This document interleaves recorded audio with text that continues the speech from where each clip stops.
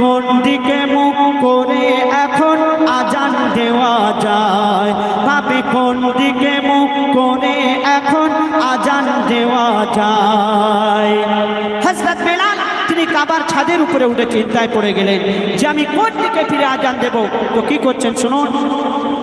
কাবার ছাদের উপরে উঠে বেলাল পড়ে যায় চিন্তায়, ভাবে কোন দিকে মুখ করে এখন আজান দেওয়া যায়, ভাবে কোন দিকে মুখ করে এখন আজান দেওয়া যায়।